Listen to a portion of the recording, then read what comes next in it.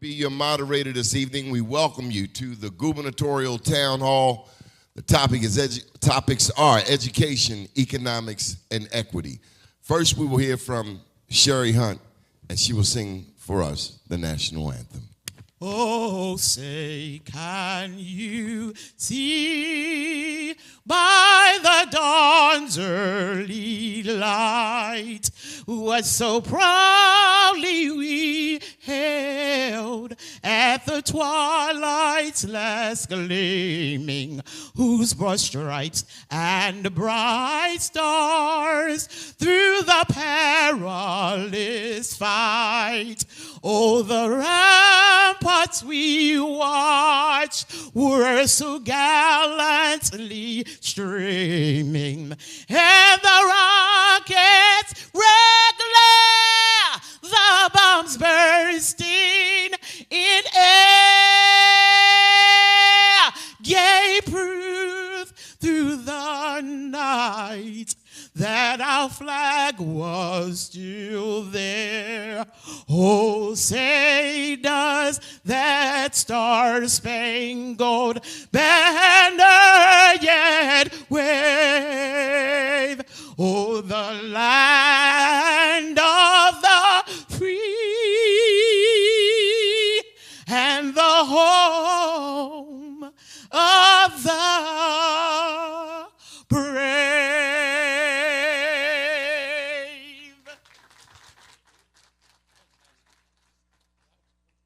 Please have a seat. We are so excited to have you all with us this evening.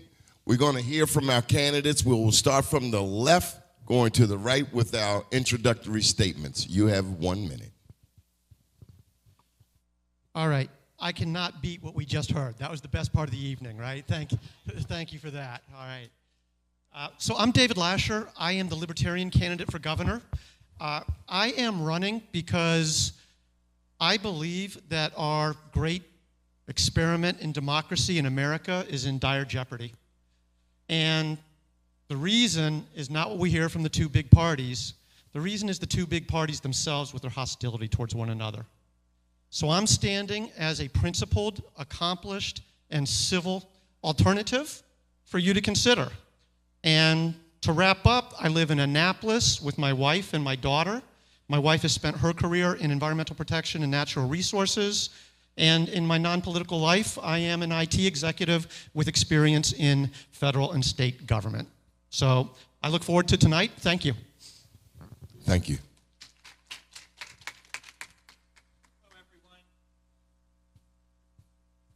John Barron. I'm a Democratic candidate for governor.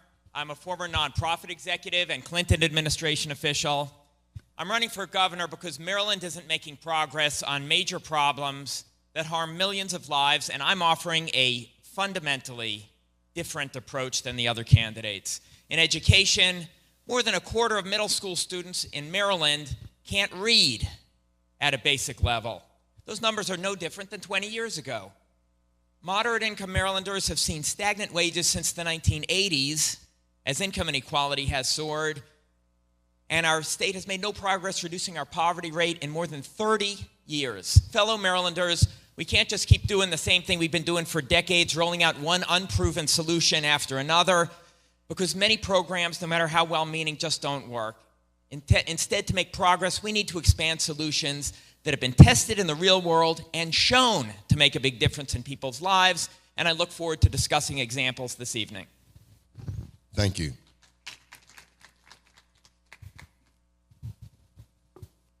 Ladies and gentlemen, churchgoers of all ages, I'm Robin Vicker, running for governor. I'm going to be the first Maryland governor that actually walked with Dr. Martin Luther King in the March for Jobs and Freedom on Washington in 1963. And I'm going to be the first Maryland governor that was Rosa Parks to be general counsel for the National Caucus on the Black Ages. And Robin is going to be the only candidate up here or anywhere that's going to give you a tax cut every day because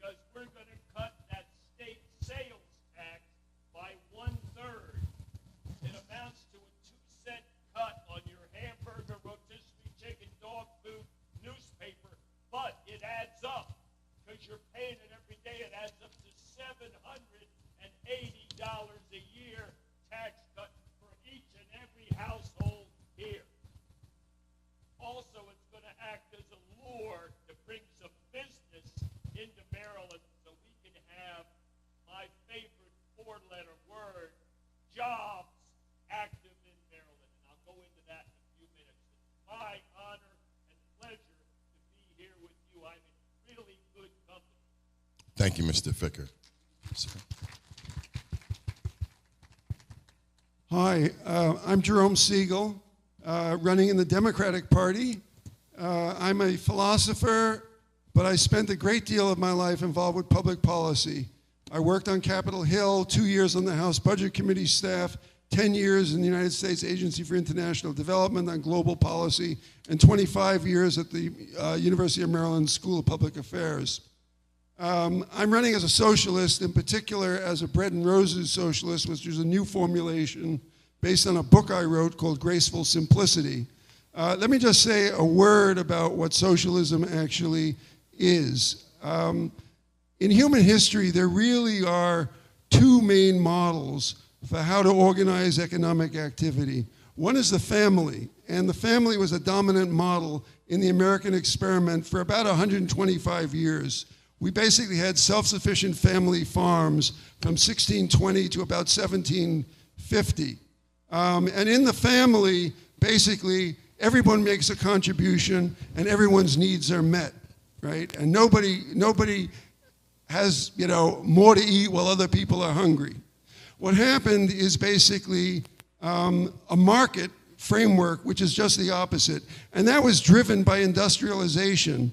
It was modes of production in which the tools were so vast that no one could own their own tools. And so basically, you had to sell your labor. You became a wage worker because it was so efficient, it drove any other mode of production out of existence. So what happened is that you would sell your labor to people who owned the machines, who got to be called capitalists because it was physical capital that they had. And that's what we've been in since about 1750 to the present. And in the capitalist system, basically, your ability to meet your needs depends really on your income. And what your income is actually the price at which you can sell your labor in the labor market, which we call the job system. And so we've got job creators and job seekers, and everybody's got their career, and we think of schools as primarily purpose is to get you a good job, and we all compete with each other.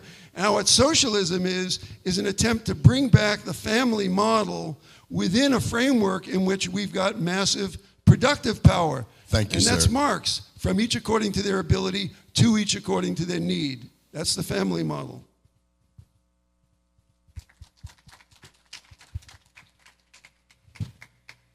Thank you all so much for having us here. It's a blessing to be here. My name is Ashwani Jain. I use he, him pronouns, and I'm running for governor to make politics inclusive and accessible. So here are 4 reasons that I ask for your vote. Number 1, while I would be the nation's youngest governor, I have experience working in the public, private, and nonprofit sectors, the Obama White House, and 2 federal agencies. Number 2, I am fully accessible, being the only governor candidate who spends 90% of my time meeting voters at their homes in a different county every day of the week. Number 3, I'm fully accountable, having created the first statewide campaign in America that is 100% run by residents from every age, background, in all 24 counties. And number 4, I am fully transparent, having shared the most comprehensive and fully paid for policy agenda a year and a half ago in January of 2021 on my website, janeforgovernor.com. I look forward to the questions, and thank you all so much for your time. Well, keep standing. We're going to go straight to you. Considering the recent challenge to Roe v. Wade at the federal level, if elected as governor, what will you do to expand reproductive health in the region and protect Marylanders' rights to privacy? Absolutely. Thank you so much for that question. Reproductive justice is health care.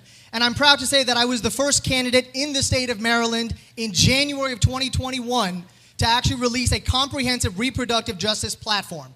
Within that, I talk about enshrining abortion care, contraceptive care, and gender affirmation treatment within our state constitution, making sure that we have free menstrual products in all of our public restrooms, making sure that we teach comprehensive sex ed in all of our public health classes that teach about everything from abstinence to contraceptives to gender identity to domestic violence, and making sure that women and anyone who needs access to full health care, regardless of their zip code or their skin color, gets that proper access. So along those same lines, will you declare Maryland a sanctuary state for reproductive health? For the last year and a half, I've been advocating for making Maryland an abortion sanctuary, making sure that we're protecting the rights of our residents, and that we help take care of any residents from other states who might come into the state.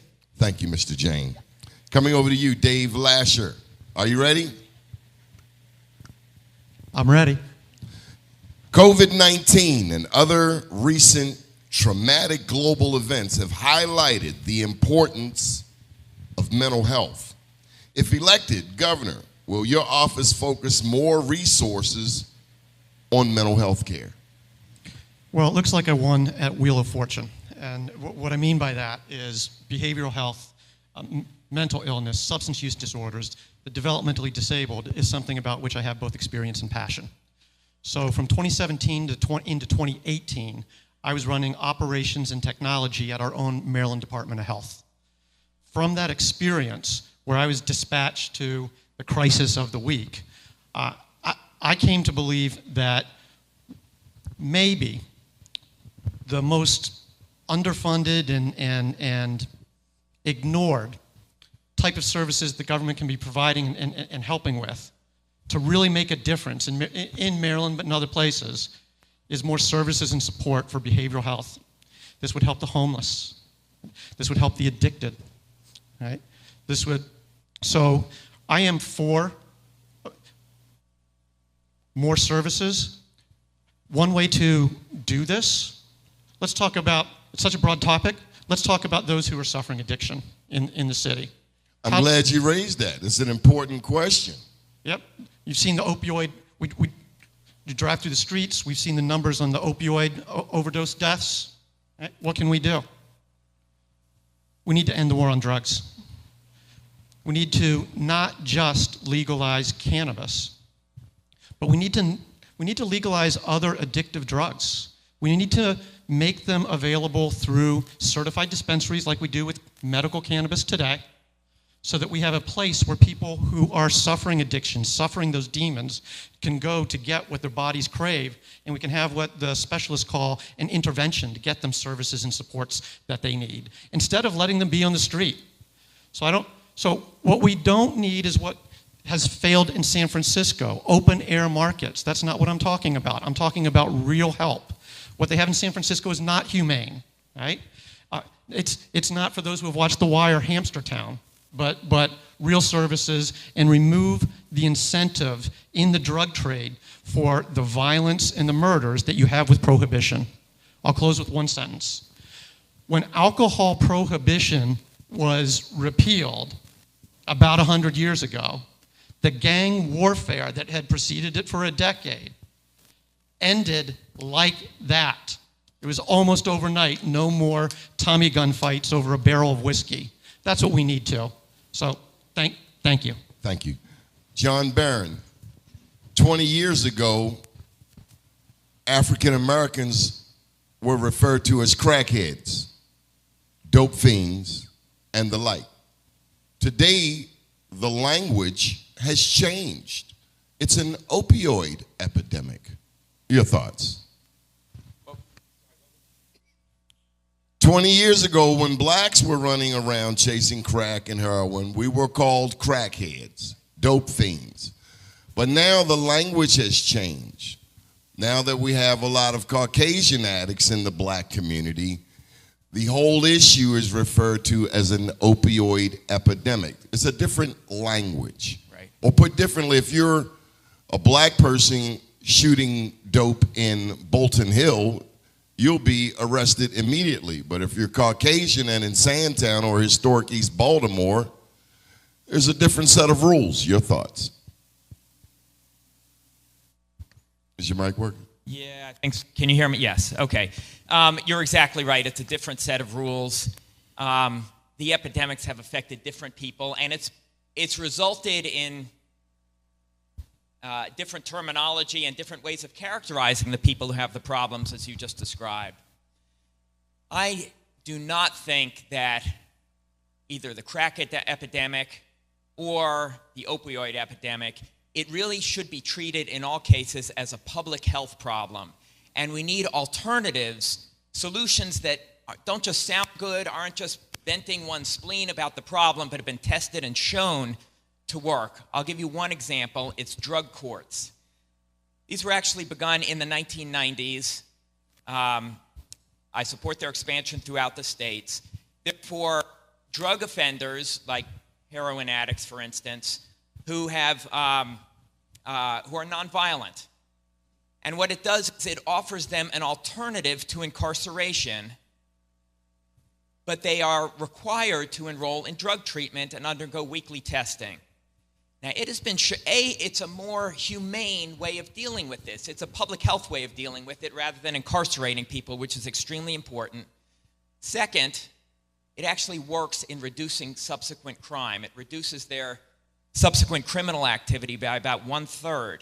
So it's an extremely effective approach from everybody's standpoint. These are the kinds of tested and proven solutions to the opioid epidemic or whatever drug epidemic that we're facing that we need more of. Thank you. Robin Ficker. COVID-19 and other recent traumatic global events have highlighted the importance of mental health. If elected governor, how will your office focus more resources on mental health care?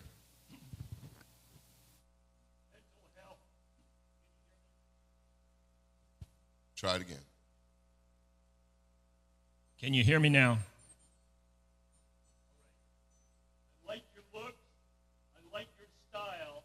Let's talk about mental health for a little while. If you want to create a mental health problem in a child,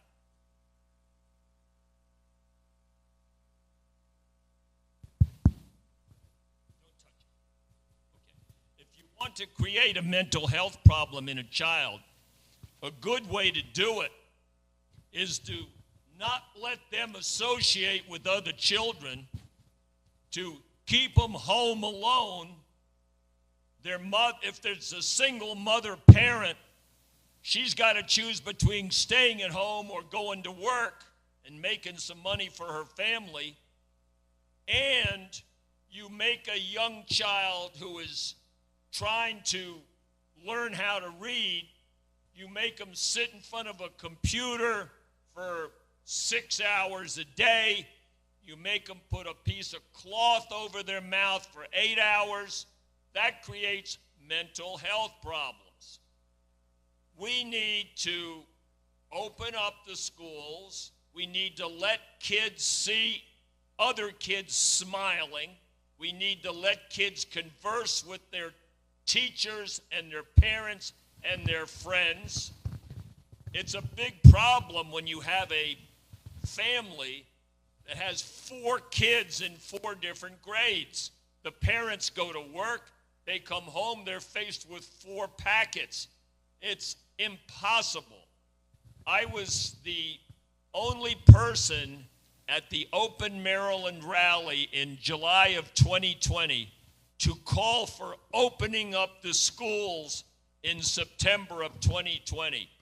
We can't let our kids fall behind. We have to keep them knowledgeable and gaining more knowledge every day.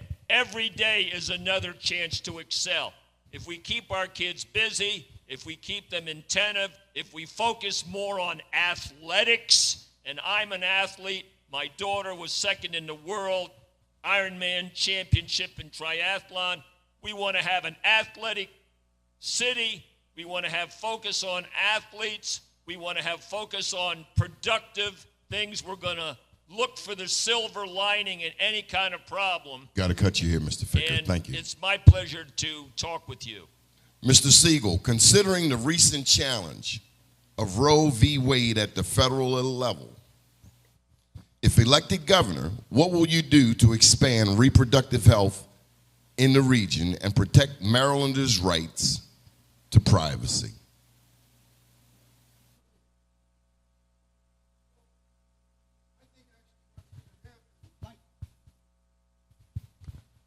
What's going to happen in this country is really a sorting out in some ways almost into 2 different countries in terms of where we stand on these fundamental rights. And we're going to find, actually, coming to Maryland, a lot of people who live in states where the legislature are in the hands of people who don't share our values. And the question really for us is whether or not, how are we going to respond to those other Americans. And I think that we've got to welcome them, and we've got to make sure that we provide services that allow them to exercise their rights and also actually encourage them to become Marylanders. I think that we're heading for in this country is a big sorting out where what it is to be an American is becoming two very different things, and we may have to go our own way. And one of the things that I talk about, and this goes back to what I was saying before about Bread and Roses Socialism and our book, Graceful Simplicity, I would like Maryland to become, in fact, the first Bread and Roses state, or the first Graceful Simplicity state. And what I mean by that is that we believe in a simple living option, which is the possibility of people living frugally, not consuming, and not thinking that consumption and more money is the be-all and end-all of life, but instead doing what actually was the first commandment on the way to Sinai, which was to respect the Sabbath, and to in fact realize that time is the critical thing in life, and for us to expand the amount of time that people have to do the things that are really meaningful in life by making it possible for everyone to meet their needs, first on 4 days a week and ultimately 3 days. And we've got practical proposals. That may sound like pie in the sky, but we've got ideas in terms of the household budget for reducing the cost of housing and reducing the cost of transportation so that in fact people will be able to cut back the amount of time they put in working for the other guy and instead do those things that they're passionate about, whether it's friends, family, or being an artist, or working for the church, or working as a volunteer. But it's a different way of life, and it's basically what I call the third phase of the American experiment. Mr. Siegel, I have another question for you, Sure. round two. America has 5% of the world's population. We're talking about equity. 5% of the world's population, but we have 25% of the world's inmates. Of the world's what? Inmates, convicts, Inmates, yeah. locked up. Yeah. So, in America, 30 to 40% of them are black men, and black women are the fastest growing demographic in prison. If elected governor, how will you address this mass incarceration inequity? Yeah. Well, I'll say a few things, but let me just say something by way of background about that, because I don't have to tell you this, but it's important just to bear it in mind, right? Which is that the stuff that we're talking about right now in terms of inequities falling on black people is part of a long history that goes back to 1619. How will you address it in All right. 2023? Okay. Yeah. The single biggest thing in my judgment actually is its attention between the right of a community, in fact, to remove from it people who are threats to safety and people who generate fear. So I believe every child, for instance, has a right to grow up without fear, and you can't do that. You can't do that in Baltimore. You couldn't do that in the Bronx, in some of the neighborhoods that I grew up in. So you have to have that ability to remove from society. At the same time, the systems that we've got are inhumane and don't, in fact, give young people who've gone astray the opportunity to turn their lives around and come back as decent human beings. So we've got to rethink what we call imprisonment from top to bottom and see that as a second chance and a third chance for people to turn their lives around and come back as decent people. Thank you very much. I want to remind candidates you have 90 seconds to answer. Coming back to you, Dave Lasher, considering COVID-19 and how it negatively impacted the elderly both in their homes and in nursing centers, how does your agenda address the issues and concerns of caregivers concerning the elderly? Well, the caregivers were in positions of exposure and risk, and they were part of our population that did require special consideration, special protection. But I think when we talk about COVID, I think caregivers were pretty well taken care of. Right? They've been overworked, right? Have you seen? They've been overworked. There's been very high attrition. But some of the mistakes during COVID were failing to recognize that if you were under 55, and didn't have comorbidities, you weren't really at substantial risk of severe reaction, mortality from the virus. So what's this have to do with the elderly? What should have been done is that there should have been recognition that the elderly and those who were caring for them were at greatest risk. And what should have been done at that point is resources should have been moved to focus on those who were at greater risk to take care of them, instead of taking the limited resources that are available and spreading them like peanut butter equally across the bread. So I think it was more focus for the caregivers and the elderly that was needed. I have a follow-up question for you. What separates you from these gentlemen? Why should people vote for you? Well, it's not just that I'm from a different party, the Libertarian Party. The reason that I stand apart is that as governor, answering to nobody else, I can work effectively to get things done with both parties.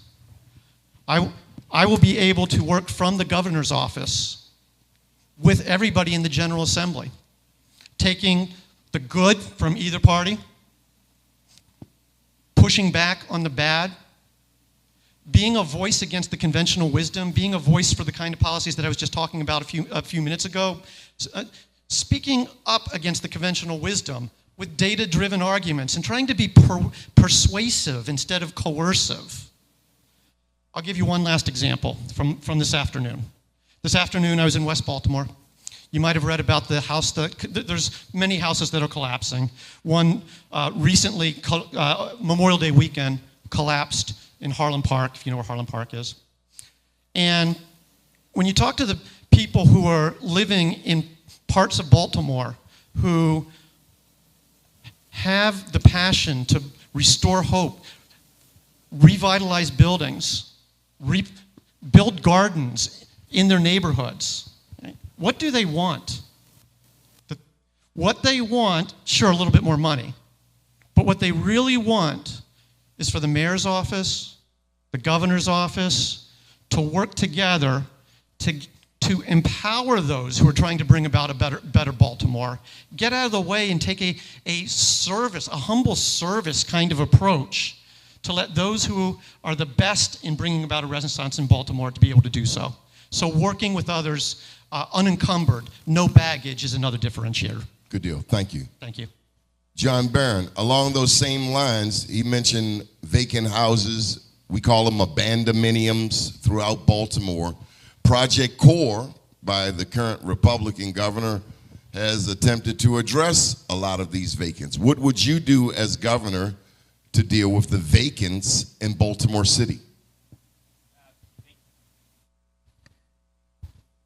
The abandoned housing? Well, would you expand Project Core? Would you close it? Would you try something different? I think Project Core is valuable. I think we ought to look at a variety of methods of dealing with turning these into affordable housing and other useful properties. So I would support a variety of approaches. One of the things that I would do when it comes to, it's ironic, we have these abandoned properties, but we also have throughout the state and even in this area of, we don't have an adequate supply of affordable housing. So I have supported one of my main proposals to increase affordable housing is to expand housing vouchers to families who are living in unstable housing or shelters. What it does is, it's been tested and shown to reduce their homelessness rate by about half over the next 3 years. And it's an expensive way to address it. However, most of the cost is actually offset by the fact that the government no longer has to pay for emergency shelter or food services. So this is actually a very cost-effective way of addressing the affordable housing problem for families that are most in need. We could for these types of families, cut the homelessness rate by about half over the next 3 years at very modest cost. While you have the mic, the state has a $46 billion budget. Yes. What would be your priorities in managing such a budget? That's such a huge number, $46 billion. 46.5, actually. Yeah. One of my top priorities is this. It would address, my top priority would be to address the biggest economic problem by far that Maryland faces, which is the fact that the bottom 40% of Maryland households have seen stagnant wages since about 1980, while income inequality has soared. We have 500,000 people below the poverty line, and we've made no progress reducing our poverty rate in more than 30 years. Baltimore itself has a 20% poverty rate, which is twice the national average. I mean, we are just stuck. We are not making progress. My number one priority would be to address that, and here's one of the tested and proven solutions I would advance. I would partner with businesses across the entire state of Maryland to provide effective job training to every young adult in the entire state who wants to advance. If it's done right, job training has been shown to increase earnings as much as 40%, but the key is to focus that training on fast-growing industries like IT or healthcare, and also to work hand-in-hand with employers who provide paid internships to the trainees. So under my plan, the state will pay for the training, the employers pay for the internships, our economy gets skilled workers, everyone benefits from this. That's just one example, I have others as well, but addressing that 40% problem is number one priority for me from day one and throughout my administration. Good deal. Robin Ficker, it's your turn. The U.S. Department of Health and Human Services advises that daycare should amount to no more than 10% of a household's budget. By that calculation, a family would need to earn more than $175,000 annually to afford 2 children in daycare, and these are at 2015 costs, with 50% of parents citing lack of children as a reason for not returning to the workforce. What programs will you put in place to ensure that parents and families have access to affordable, safe, licensed daycare?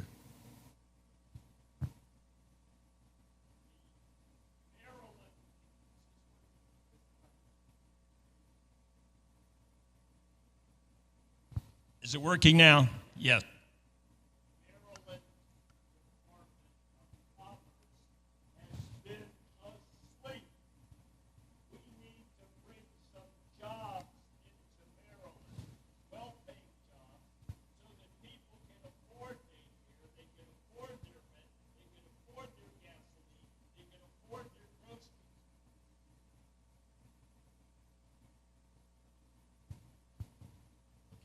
So they can afford all these things. You mentioned $46 billion state budget. It's a lot of money. Let me mention a couple other numbers.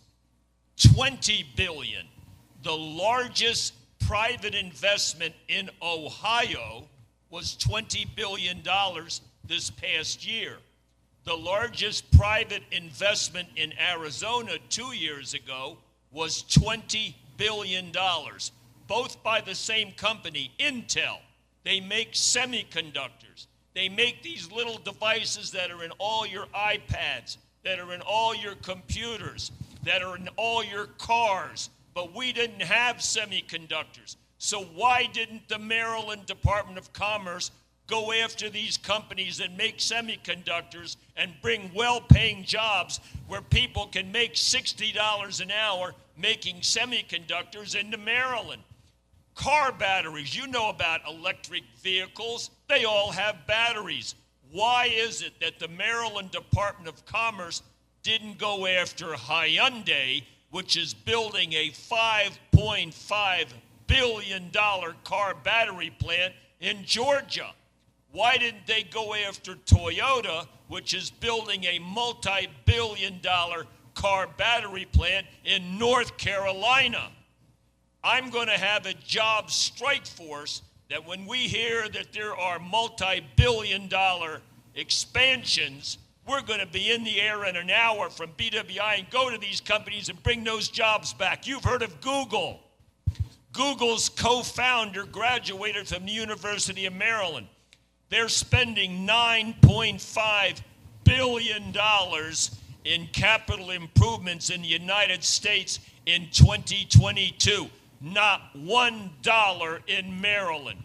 We're going after these companies like Facebook, which just signed the largest lease in Austin, Texas history. They should have signed it here in Baltimore so that you could have good jobs and pay for your child care and pay for your rent and your gasoline and your groceries. We're going to bring some jobs back, and the Maryland Department of Commerce should be ashamed of themselves. We're going to clear house and bring in some people who can join our job strike force and bring some jobs back here to Baltimore. Excellent answer. Mr. Siegel, how would you attract more Fortune 500s to the state of Maryland? Excuse me, how would I do what? How would you attract more Fortune 500 companies to the state of Maryland? Well, I wouldn't do it by financial incentives. You would not? I would not. I don't believe in running after the corporations. No, I think that's the way in which the maldistribution of income and wealth in this country gets perpetuated. Basically, actually, as long as I'm on that issue, I'd say one thing. One reason that people don't have enough money in this country is because other people have got too much. One of the things I believe in as a socialist is the redistribution of income, wealth, and power. If you took all the money that people have in this country after taxes and you divided that up evenly, you know what it would come out to per person? $54,000 a person, which means every family of four would have $216,000 after taxes. That's your equal share. Okay, but how will a billionaire give up their money? Are we going to take it from them? Excuse me, what? Why would a billionaire give up their money? Are we going to stick them up? Yes, in fact, we will steal from the rich and give to the poor through democracy, through the law. In fact, we used to have much higher tax rates in this country. We used to have tax rates that would go up into the 90s, not 35%. We just have to stop fiddling around and get right down to the redistribution that we need. But the other thing is that we need to redistribute ownership of the corporations. Everyone should be owning stock in all of these corporations. And as far as attracting the executives are, actually what I would lure them to Maryland with is quality of life. No executive wants to come and move their company to a place that they don't want to live. And what we want to do, I talk about bread and roses has to do with beauty. And the unknown thing is that actually beauty is one of the most powerful factors in economic development. You make Baltimore a Renaissance city. You make Maryland a Renaissance state. You teach every kid in this state how to contribute to the beauty of his environment, and Maryland will be the quality of life place in the country, and the people will power and money and wealth will want to live here, and they'll actually put up with higher taxes here because it's worth it, because we'll have a higher quality of life here. And that's what we've got to do, is set our own vision apart from where a lot of other places in the United States are going, which we know where that is. Good deal. Ashwani Jain, $46 billion budget. One topic that's always captured my attention is black business. In the state of Maryland, it's referred to as minority business enterprise. What would you do to ensure that more black companies get a piece of the pie? Yeah, thank you so much for that question. I also have responses to some of the other topics, but in terms of this, I was the first candidate to release a specific black agenda in January of 2021. I was also releasing a small business package. So within that, we talk about a couple things. Making sure that black and brown entrepreneurs, women entrepreneurs, people from the disability community, veteran community have greater access to startup capital and expansion loans. Making sure that at the statewide level, we create new enterprise and opportunity zones to offset some of those costs and taxes. Making sure that as part of my Maryland Now plan, which is fully paid for, we eliminate the state income tax for 95% of Marylanders without cutting services. We make public transit more available and free of cost. We create the nation's first guaranteed jobs program. We look at all these issues comprehensively. We talk about affordable housing. We talk about good schools and actually investing in public schools regardless of what county you live in. Making sure that we have affordable and infrastructure that is comprehensive, like the Red Line. All these things bring in business, allow businesses to stay in Maryland, allow residents the ability to retire in our state, and will allow more folks to come and move into our state. But it has to be a comprehensive approach.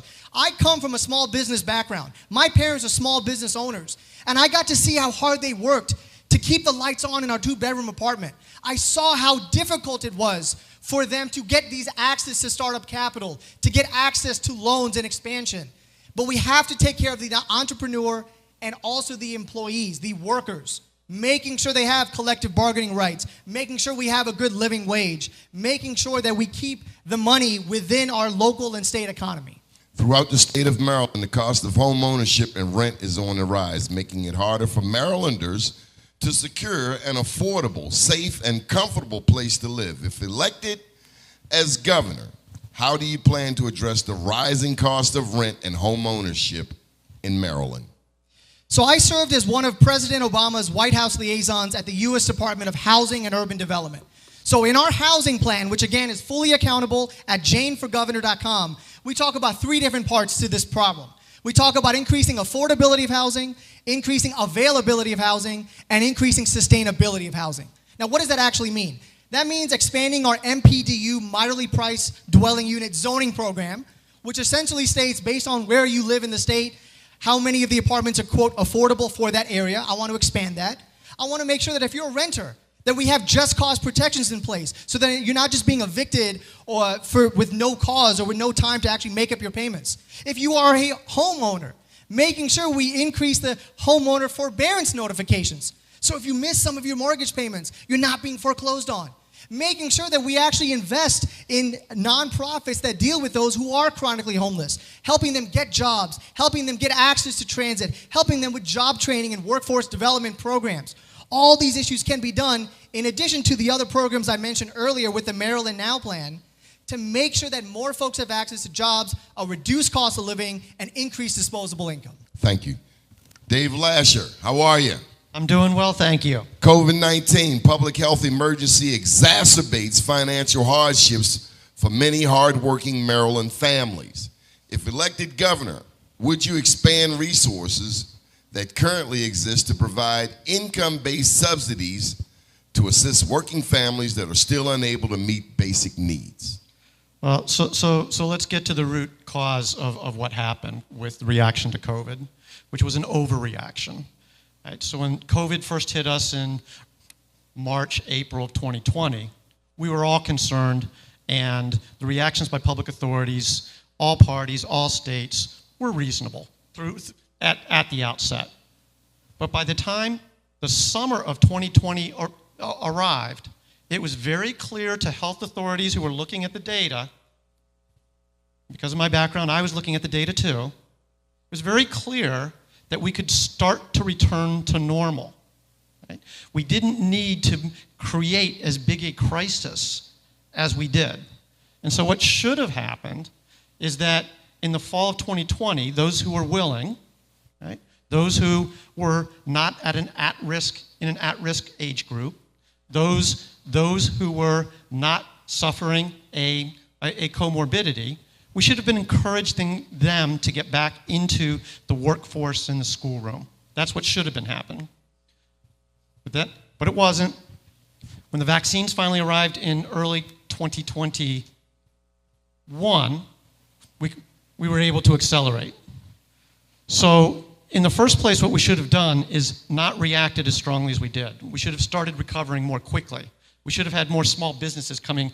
How many small businesses did we shut down that are never coming back? Right? To pay your bills, you need a job, you need a paycheck. Right? So some assistance, yes, but what we really need to do is get people back to work, return to normalcy, accelerate that as much as we can.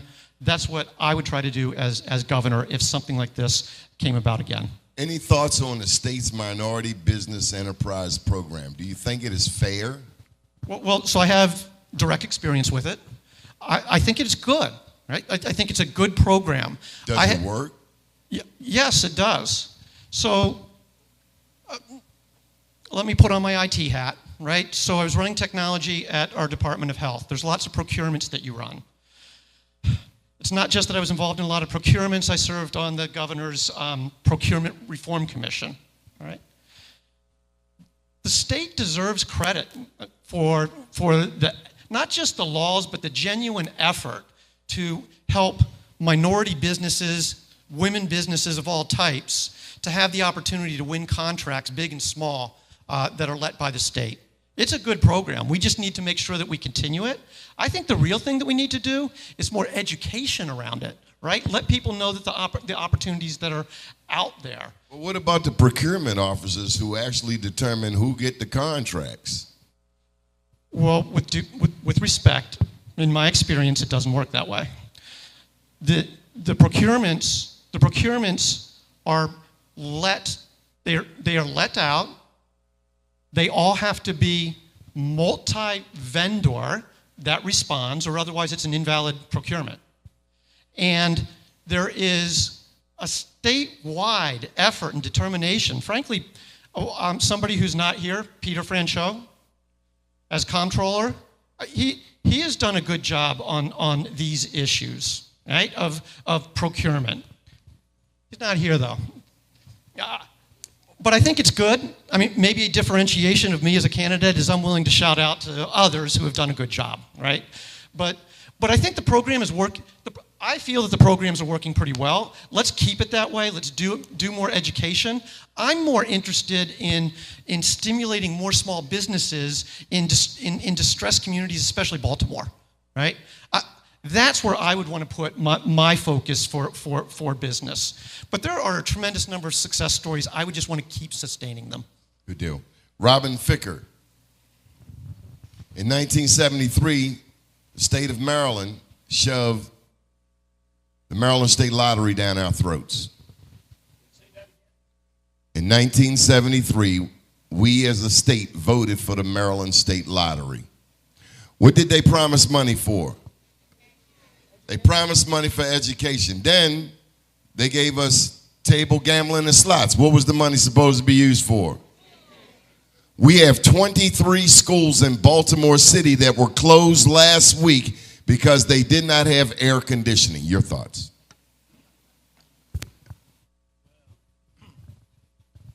I'm Robin Ficker, running for governor. I'm going to be your next governor. And first, let me invite everyone here in the Zion Baptist Church down to my swearing in January. You're all invited. Just say you're from the Zion Baptist Church. Remind me of this day. You're coming down. I was king of the pits in hand-to-hand combat when I was at the United States Military Academy. And you know what they called me? Butt kicker Ficker. And I can tell you that when we have unfairness, and believe me, using money that you promise you're going to spend on education from the lottery and you're not using it, you need somebody in that room to say, hey, butt kicker Ficker doesn't like that. We're not going to do it anymore. And I am going to have an open house. We're going to open up this mansion that has a big iron gate around it. We're going to open it up, and every Monday morning at 6 a.m., we're going to have an open house at the governor's mansion. We'll give you some tea and some eggs if you want to. And it's going to be first come, first serve. And if you have an idea as to how we can improve our state by making sure that our education dollars are spent on education when they come from the lottery, if you have an idea as to how we can end discrimination, how you can be treated more fairly, you come down to our open house at 6 a.m., first come, first serve, and we're going to make things right. We'll try to get it changed that day.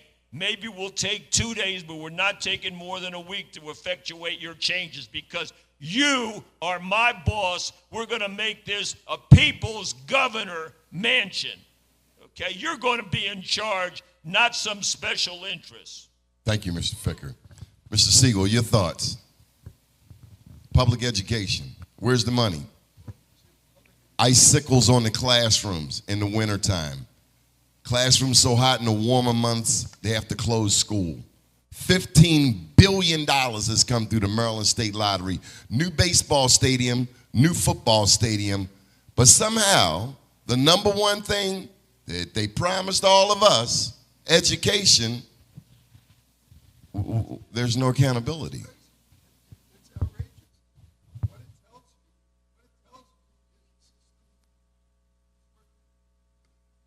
What it tells you is the system that we're in. And it's a system where power is distributed in such a way that the people who've got the money and wealth have also got the power. And it's an interacting cycle. The money and wealth helps them get more power, and the power helps them get more wealth. And you've got to break that. You've got to break into that. You represent the Socialist Party. And quite not often, a party, but a philosophy. Okay, well, quite often in the African American community, we tend to vote Democrat. Do you think we've been... I'm a Democrat. Oh, you are? I'm running in the Democratic Party. There's no incompatibility between running as... Bernie Sanders calls himself a socialist and ran as a candidate for president in the Democratic primaries. So I'm not running in a separate party. I'm running in the Democratic primary, and actually a lot of the specific policies that I'm in favor of actually are already part of Biden's Build Back Better and other legislation. What I'm about is pulling those stuff together to really change the fundamentals of how our society works. Mr. Siegel, we feel lied to since 1970. No kidding. We feel lied to. No kidding, and you should. And what white America has got to do is wake up, not just to the fact that you've been lied to, but you've been abused since you were kidnapped hundreds of years ago and brought here, and you've never gotten a good deal. And I know about it in part because I'm Jewish. Okay? And I know what's happened to us century after century after century. And if there are two stories that have a lot of resemblance, right, it's our history and your history. And it's why the Old Testament, in fact, inspired a lot of people who were in slavery about Exodus and the Jordan and crossing over and Moses, because there's a link there. So I know what you're talking about. And I've been fighting for that my whole life in one venue or another. When I was in 1965, right, I spent the summer in Cairo, Illinois, on a civil rights project, right, trying to help organize black neighborhoods under some provisions of the Great Society program that made it said in law, right, that poor people should have a role in the distribution of the money that was coming from the government, just the thing that you're talking about, as to who controls the money, right? And it was written into the Great Society legislation, but it wasn't happening. And we tried to organize and help organize the black community to take charge of that. And this is a tough town, right? This is a town where people machine gunned the police station. This is a town where it was closer to Little Rock than to Chicago. So I know what you're talking about. And there are no easy solutions. There are no easy solutions. It's a long march, and we have to be dedicated to it. And it's not going to be resolved by the next governor or the next governor after that. But part of it is we've got to see clearly the history, and that's why when it comes to education, I'm very committed not to this blueprint, which I think is quite frankly asinine, but I'm very committed to teaching and learning history, in particular for white people. Because white people, in fact, don't know the history of this country, whereas black people, in fact, actually know a hell of a lot more about it than we do, and it's shocking. I'll just give you an example. Mr. Siegel, I have to cut you. I know, I'm going on because I'm getting revved up. No, don't get revved up.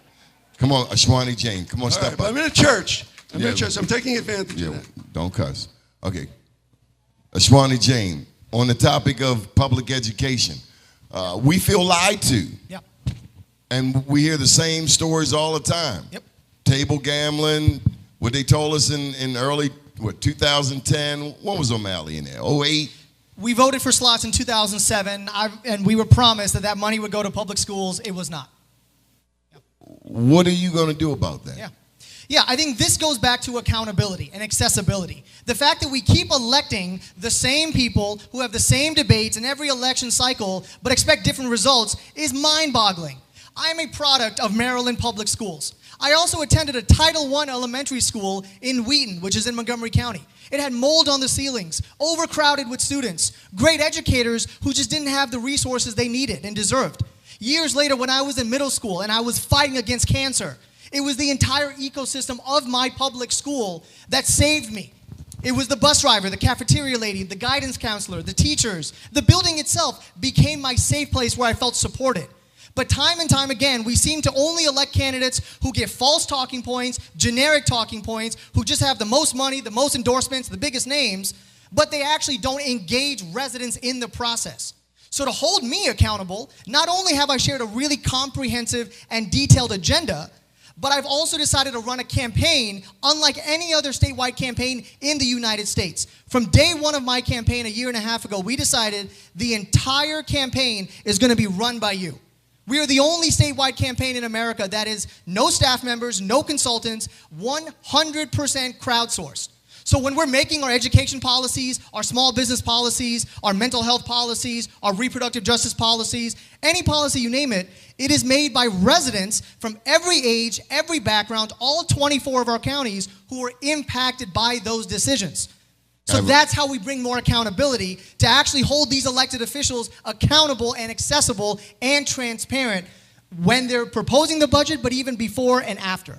Now, I'm going to qualify this question. I'm a grad student at Morgan, and then undergrad at Coppin and Morehouse.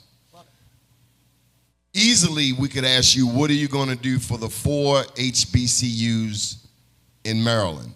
Bowie State, University of Maryland, Eastern Shore, Coppin, and Morgan.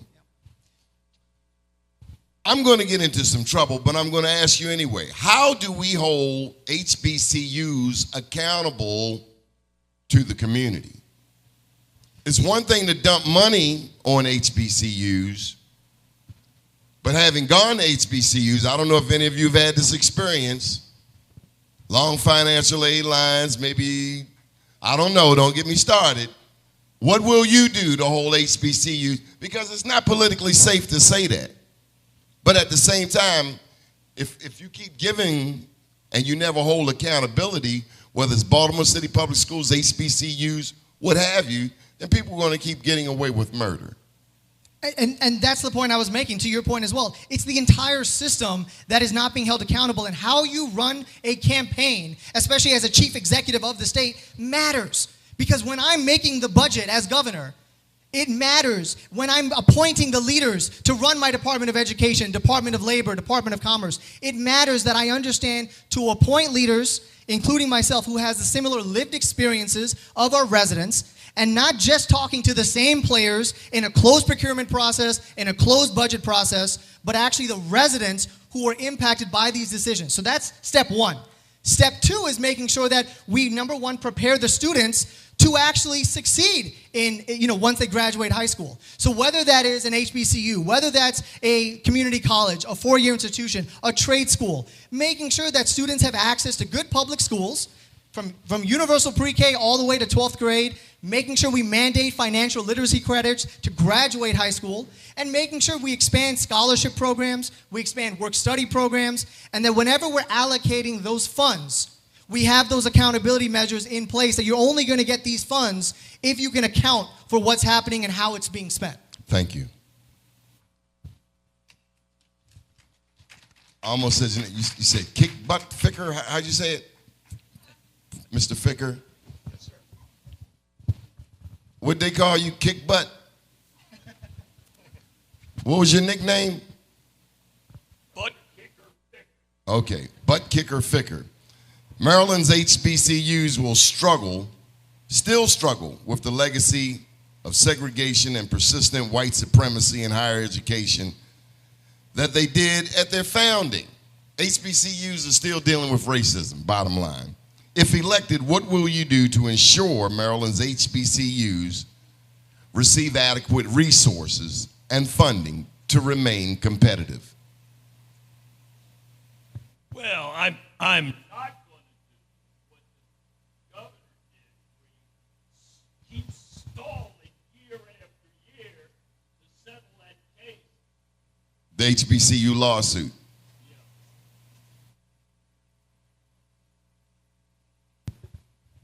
Because I've completed 40,000 cases in all Maryland courts, and I know that when you continue looking at a settlement in a case for 5 years, 10 years, then I know you really don't want to settle it.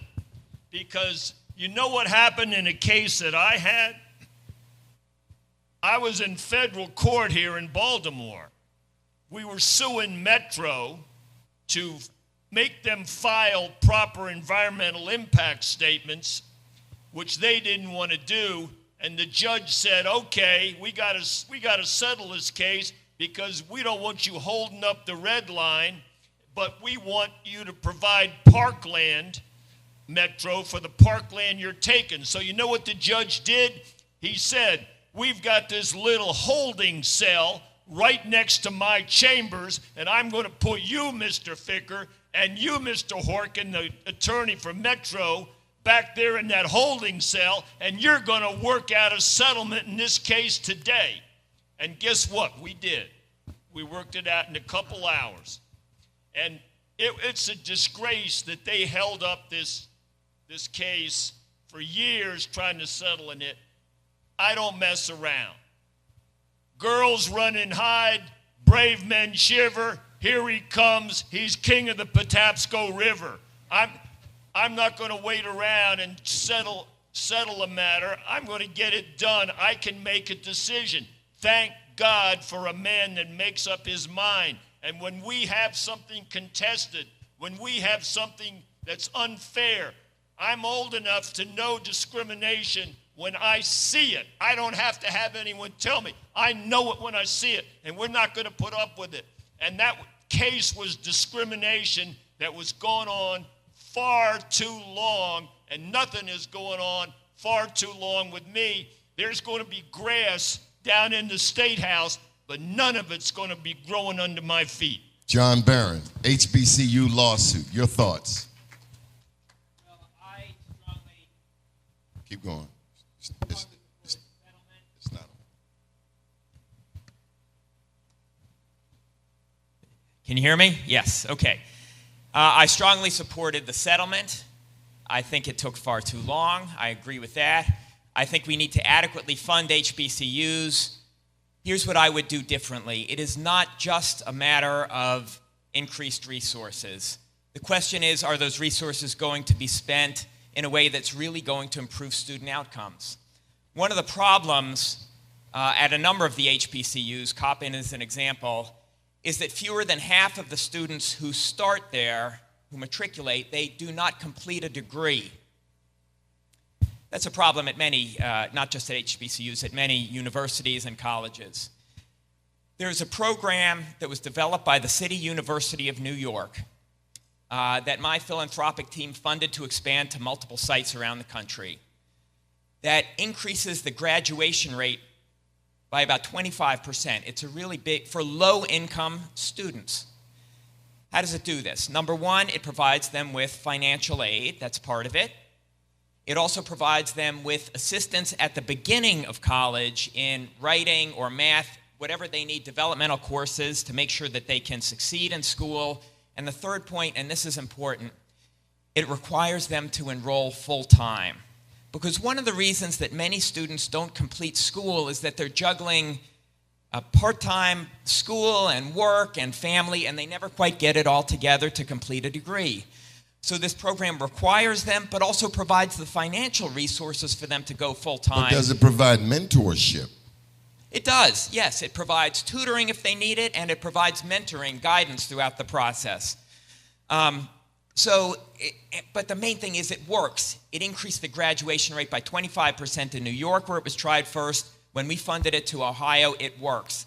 This is a major problem, not just at HBCUs, but elsewhere.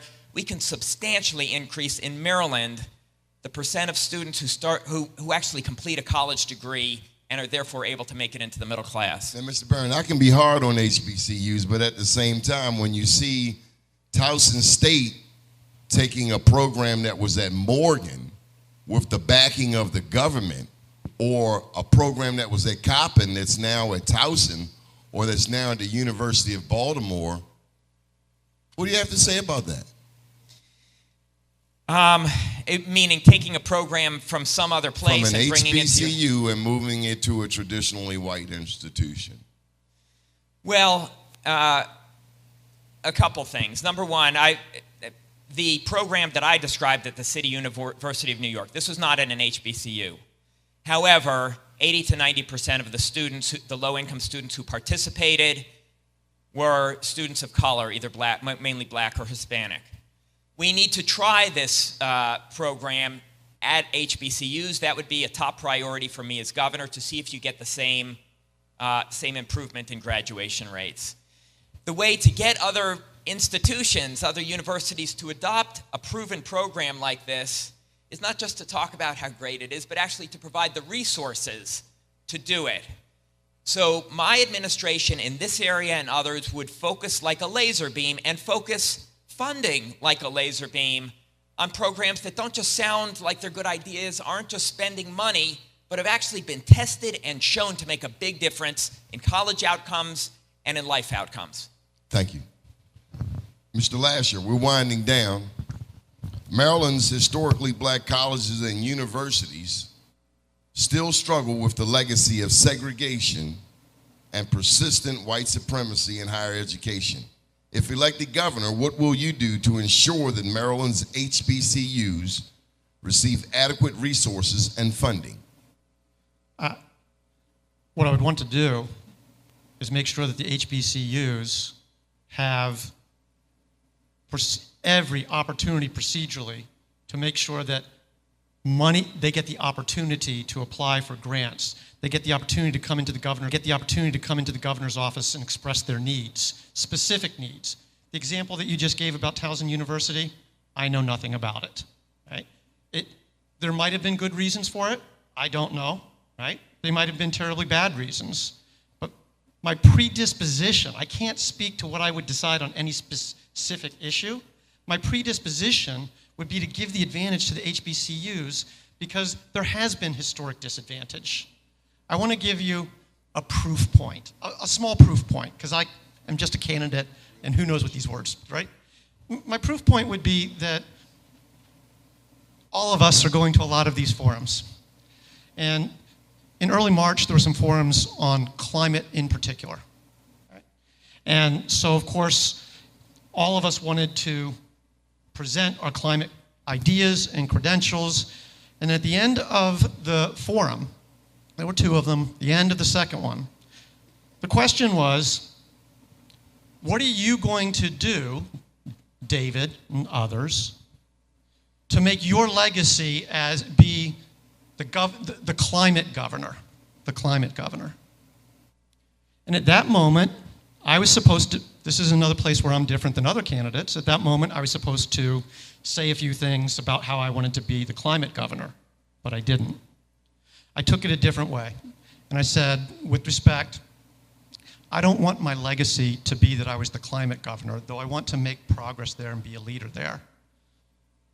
I want my legacy to be the governor who came in, got us past the suspicions and hostilities and working together. And very specifically, I want to work with the mayor of Baltimore, and I want to be a facilitator and leader in bringing about, restoring hope and bringing about a renaissance in Baltimore. That's what I want my legacy to be. And anything that lines up with that, I'm open to it, even if I don't know the particulars right now. Thank you very much. We're now going to take questions from the audience.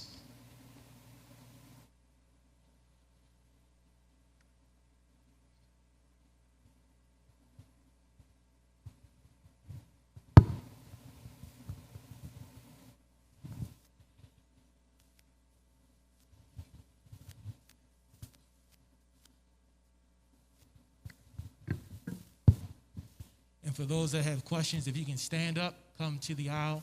You can state your question. Please keep your questions to 60 seconds or less. Once you're done, you can turn around and go back to your seat.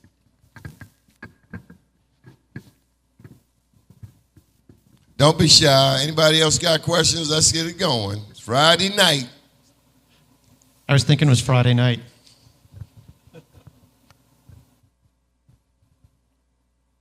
I wouldn't go right under there. Nobody feel like that. No, you can't do that? You gonna make him walk around? Okay, so now, no, you there now. You there now. I don't want to start no stuff now. I understand. Praise the Lord. All right, there you go. Can you hear me? Can you hear me? Okay, Yes. better. Yeah. Okay. I have a number of questions I would like to ask, but I can only ask a few or one in the 60 seconds that I have. And it surrounds education. We always hear about education, and we watch candidates stand up and give something real quick about education and give numbers. But they don't talk about the human part of education, the resources, the people. All they talk about is numbers. How are you planning, anyone can answer the question, to deal with education in Baltimore City mainly, because we hear a lot of stuff about Baltimore City. And the second part to my question is, Baltimore City has always seemed to be the fall guy for everything in the state of Maryland. When something goes bad in Baltimore, in the state of Maryland, everybody looks at Baltimore City.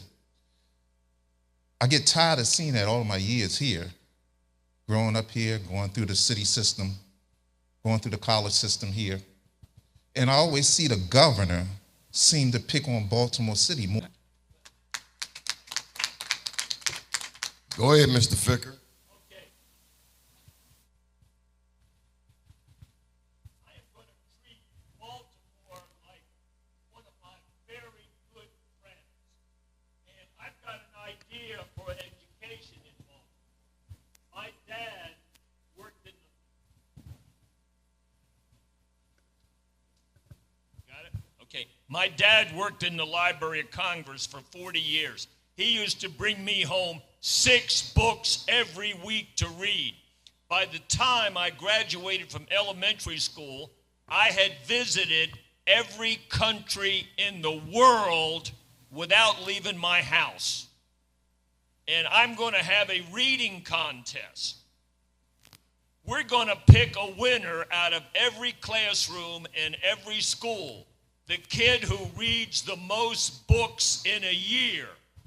And we're going to have all these winners come down to the State House, and they're going to get a governor's certificate, and they may well also get a little governor's scholarship for being the best reader in their class. Okay, Mr. Ficker. We're going to make Baltimore a city that reads, and we're serious about it, too. So start getting your eyeglasses on, kids, and start reading. Thank you, Mr. Ficker.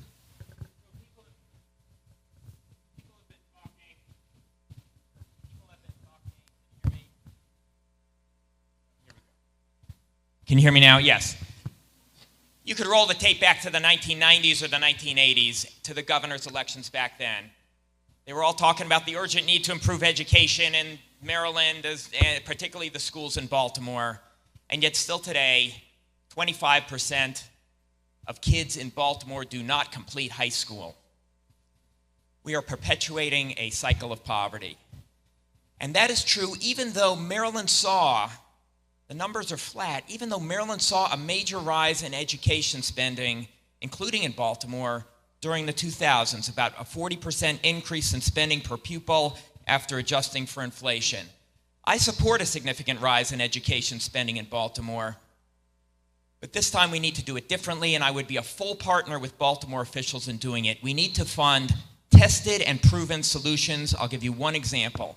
When I'm governor, we will provide high-quality tutoring to every struggling first and second grader in Baltimore and the entire state of Maryland, because that's been shown to move the kids up toward grade level early before their problems get serious in later grades. We're going to do this by recruiting an army of people from the community, including retirees and recent college graduates, to become tutors for a modest stipend as a public service. This will be a citywide effort to make sure every child in Baltimore and in Maryland gets to 3rd grade, can read, do basic math. Thank you.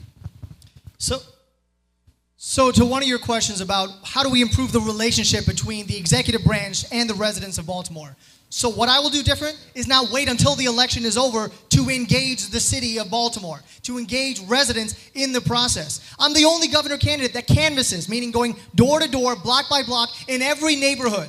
Not for a photo op, not just for a debate or an event, but actually going to meet voters at their homes, along with my volunteers. When I talk about policies, I meet with every resident and say, hey, do you have a policy recommendation? Not after the election, right now. We're all running our campaigns. Why are we waiting until the election is over to say what we're going to do for you and what we're going to do with you? Engage you in the process. Making sure that we get money out of politics so that you don't have to donate money just to have a one-on-one with a candidate who's trying to work for you. That doesn't make any sense to me. So that's how we start to change that relationship, is by, number one, putting on some tennis shoes and walking block to block, not just for a photo op, but really putting in that work. Number two, making sure that residents have a seat at the table from day one, as I have done for a year and a half, when it comes to policy, when it comes to strategy. And then number three is focus on all those policy details that we're talking about, but like you said, not just focus on those numbers, but what is the equity part of that? How do we actually enforce those equitably? That comes with engaging residents from day one. Thank you. I just, for this question, I feel some passion about that for the gentleman who answered. I want to build on my previous answer by giving a specific example. I've been more than disappointed. I've been angry at the way Governor Hogan has handled the language around the spike in crime and what he's going to, of the State House, issue press releases that are really quite insulting. So I would be different. Thank you.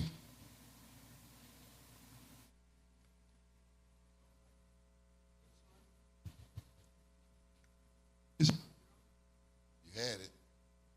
Click it again. Now? Sounds good. Okay.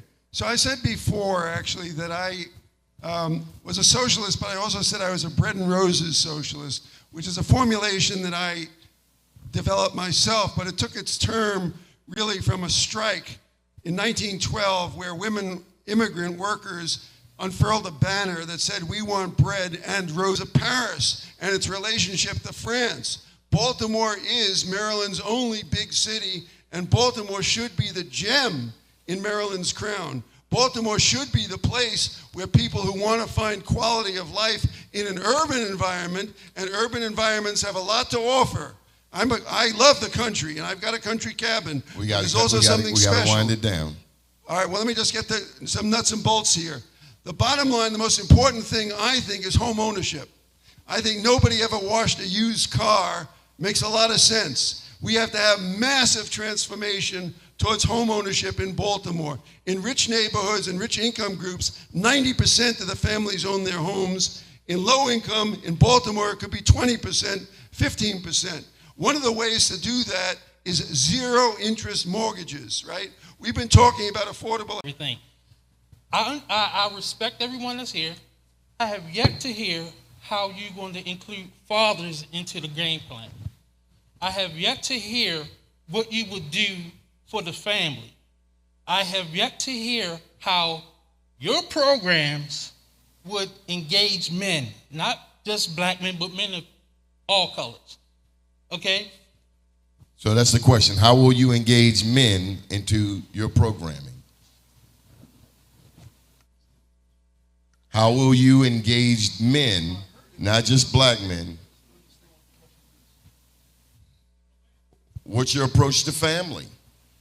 Well, I'll maybe take a crack at that, and thank you for the free public transit. Making sure that you have access to good workforce programs, and making sure that if you are incarcerated, you are getting prepared for life outside of prison, outside of the jail system. All those systems can bring the families together, can help kind of alleviate some of those discrepancies that happen with black men, for example. Again, and it touches on a lot of issues that I kind of hopefully outlined.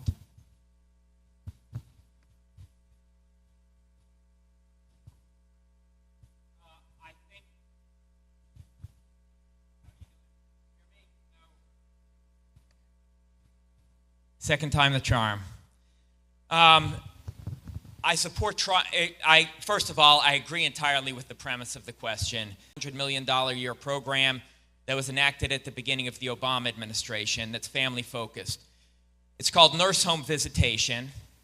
It is for women who are poor, pregnant with their first child, and single. These are women often who have very few resources. Many of them are teenagers. The nurse visits the woman during her pregnancy and the first 2 years of her child's life and teaches her basic parenting and nutrition, how to not to smoke and drink during pregnancy, how to teach her child how to practice birth control so that she doesn't immediately have an unintended additional child.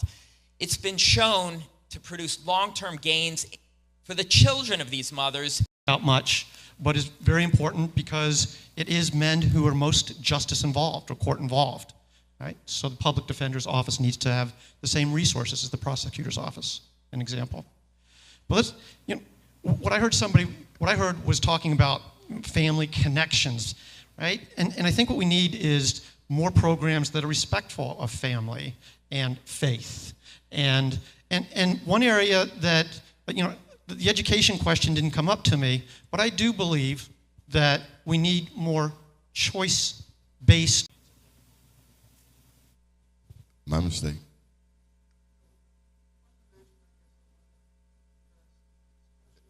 The mic's not on. Is it working now? Yes. Okay. One thing I wanted to address is this question of what is it to be a man, right? An awful lot of what goes wrong and an awful lot of dealing with conflict from the very earliest ages. And Well, I think in our schools... Like boxing? Excuse me? Like boxing? Nowadays, you put your hands up. Boxing is not bad. I wrestled in college, believe it or not, and that's one thing. But I'm not actually talking about that. When I was a kid, right, by the time I was 3 years old, right, I was in a neighborhood where parents said, go out and play, right? 3 years old, I knew the scene on the street. I knew who was dangerous and who wasn't, okay? At 3? At 3, right. And when I was 4, Where'd you live? Fight, and my sister came out and threw a guy who was on top of me into a metal fence and knocked out his... That dominates your life, and it affects how you grow up and what you think it is to stand up and what you think it is to be a man, all right? And we've got to deal with that culture at the very earliest grades. And one of the things that I learned... We got to pass the ball. One of the things that I learned is actually that you can take children out of their urban environment for 1/6 of the year, put them in another environment for 2 months, and teach you self-discipline. They teach you how to get up in the morning. They teach you how to take care of yourself. They teach you how to be a clean person. They teach you how to be proactive and wholesome and work ahead and accomplish something each and every day and to meet a schedule. So I think that's a good idea. Another thing we can do is to bring some jobs into Maryland. You've heard of Microsoft, right? The world's largest maker of airplane engine parts moved their headquarters from Massachusetts, not to BWI, not to Baltimore, not to Maryland, but to Northern Virginia. If we have some good paying jobs in Maryland, believe me, a good paying job will make a man out of you because you'll be earning a good salary and you'll be eager to take care of your family. We're going to bring in some jobs to Maryland. When you hear the name Robin, think jobs. That's what we're going to bring in here. Thank you. Good evening, everyone. I've heard a lot of statements related to very same funds could be going to help the community. So I'm very interested in knowing how police reform and police accountability fits into your criminal justice plans. Yeah, thank you so much for that question. And just for anyone else who does have a question, I'm here to stick around after. I have my business cards because I want to make sure I get to all your questions, and I know we're running a little short on time. But in terms of accountability, so that's why in my criminal justice platform, ma'am, I talk about having independent oversight and supporting Anton's law that actually brings more residents to actually have some say in these kind of court cases, in these kinds of instances. Because police abuses, the whole country has been woken up to what the black community has known for a very long time. I was very proud of Maryland and the General Assembly for being a leader in passing police reforms, including independent accountability boards, independent investigations, repeal of the Officers' Bill of Rights, body-worn cameras, police training and screening. The piece that I would bring as governor to implementation of those reforms is that as we roll them out, we need to determine which ones really work and which ones don't. As one example, there's more that can be done. qualified immunity, if you've heard of that concept. I'm not for throwing it out, but I am for greatly reforming it so that police are accountable for egregious actions that they might undertake. And I want to add, though, that what's tragic here is probably 19 out of 20 police are good, right? And it might, we can argue about the numbers, right? And the problem has been that for too many decades, the police themselves have unioned up, stood shoulders, and they've protected the bad, that 1 in 20, right? That's what's happened, right? So what I want to close with is... Just leave it on. Two things then quickly about accountability. All right. So we have to have accountability, and the governor can actually play a big role in making sure that the counties, which are charged with new accountability procedures, can really do it. But actually, in some ways, we get to the issue of accountability when things have gone too far in the first place, right? So one of the things to do is to avoid the situations that call for police accountability. And one really important thing is, what do you send police out to do? Well, we've got programs in the United States, for instance, in Oregon called Cahoots, that found that 85% of the 911 calls don't require someone with a gun to go out there. So if in the first place, 85% of the time you're not sending police into some other place that wants him, and the neighborhood will ultimately have control of people that they trust in that can be astronomical, that this guy did X, Y, and Z, it would just say, we don't have to trust, and that's bottom line enough. Okay, I like my fellow candidates here. I would call them all earnest. They're all earnest. They believe in what they do. But I urge you not to hold their youth and inexperience against them. I've had problems with a few judges, but I've completed 40,000 cases in all Maryland courts. I've had murder cases, rape cases. You need someone who has experience in the courts, who's heard it all before, who's heard all the nonsense, who realizes there's two sides to every question. Good evening. I'm a Maryland Department of Health employee, and as a state employee, Governor Hogan has just recently increased the salaries of state employees, but of course that was due to union pressure. If you become governor, what will you do to ensure that state employees' salaries are at the pace of other states as we provide all of the programs, resources, and services to the whole state of Maryland? So I have special visibility into this issue, not just because I worked at the Department of Health, but because my wife is a state employee. So I have seen exactly... So if you don't give up a raise, you can't go home. That would be one problem, yes. You know what it's like. So it's been an abomination, really, because nobody... And this isn't a statement against the state union. This is not a nobody's really been standing up in an effective way for the civil servants who are going in every day into offices that are lousy. Correct. The facilities aren't as bad as the Baltimore City schools, but they're not much better. Okay, and I think that what has happened, there are 50,000. 30 seconds. 50,000 state employees. I don't know what the statute answer is, but the budget can't be balanced on the backs of the state employees who are just going in, doing their jobs, and they are underpaid, and there needs to be adjustments. Good deal. Next. First of all, thank you for your work to the state. It means a lot. Yes, we obviously have to make sure we prioritize those who are enacting the things we're talking about right now. So one of the ways is to make sure you have also affordable housing, making sure that you actually have a reduced cost of living outside of work, making sure that you have universal child care, universal pre-K, making sure that your family members are also taken care of regardless of where in the state they live. But we also, part of my Maryland Now plan is to have a guaranteed jobs program. That's actually going to expand the role of the state government by having the state government serve as the employer of last resort for anyone in our state who's struggling to find work or facing discrimination in the labor market. So not only elevating the issue of current state employees like yourself, but actually improving and increasing the importance of state government overall to actually offset some of the unemployment that we've had and take care of our employment and employees and our services. So I have a follow-up to that. So I disagree that the state of Maryland should be considered an employer of last resort.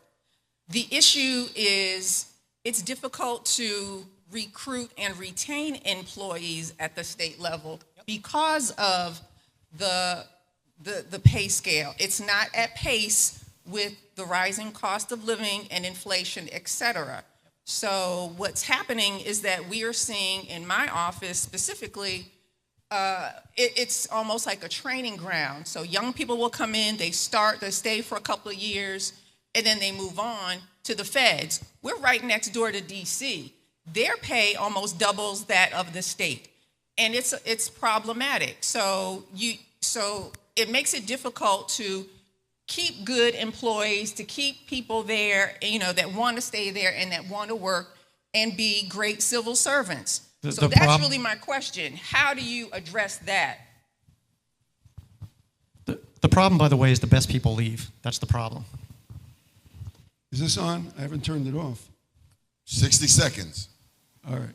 Look, the real issue I think that you're raising has to do with taxes. What you're describing is a phenomenon in which, because we don't have enough taxes, in fact, we don't have enough expenditures for salaries and many other things.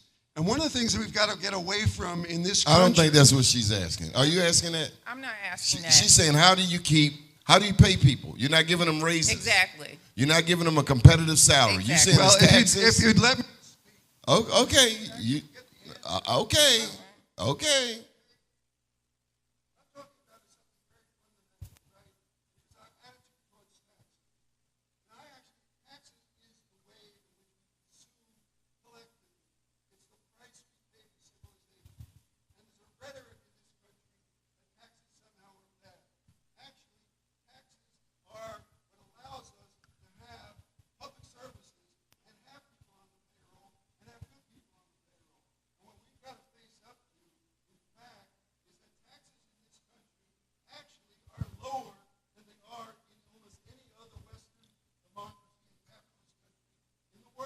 Okay, I'm going to have to jump in. I don't think you answered her question. Her question is how we can what I'm saying is we're going to raise the taxes so that the budget won't be balanced on their back. Those dots are pretty well connected. I don't understand what the problem is. Okay. Raise the taxes on me when I'm already not making enough money to begin with. Is that what you're saying? Because that's what I'm hearing. Well,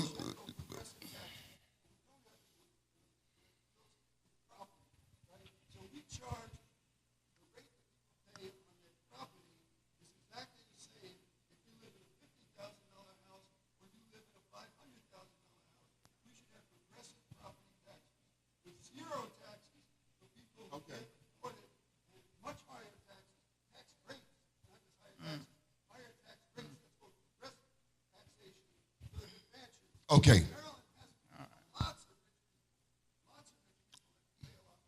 Okay.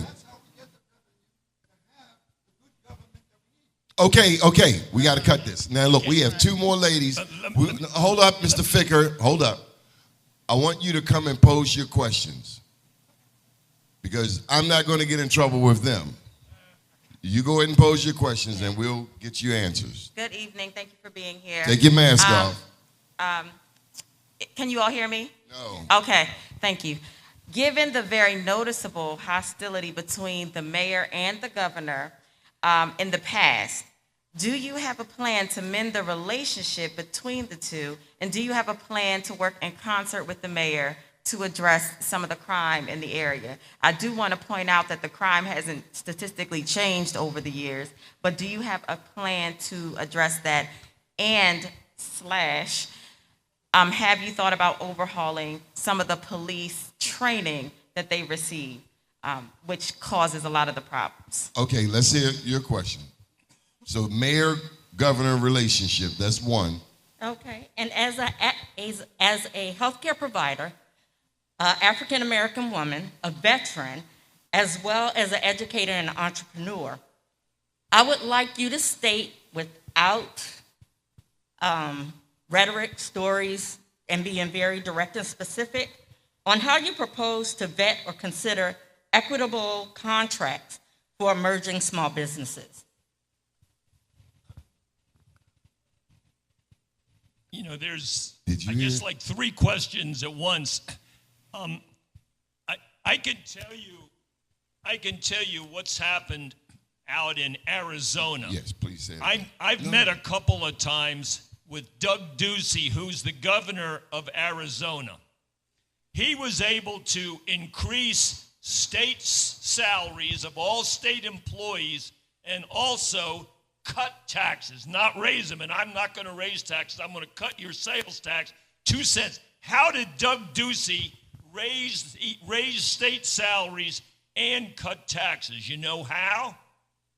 He brought in Taiwan Semiconductor and brought in a $12 billion semiconductor plant from Taiwan Semiconductor, and in addition, he brought in Intel with a $20 billion semiconductor plant, 2 plants worth $32 billion.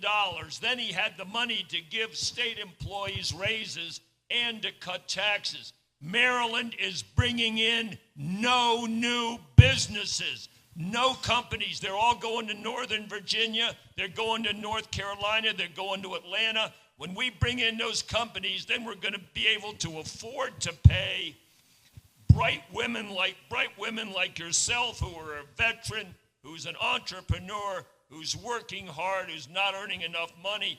We're going to bring in those well-paying jobs, and we're going to help the state employees at the same time. Got to cut you, Mr. Figger. You want to pose it again? Okay, I'm going to pose this again differently. Being as direct as you possibly can,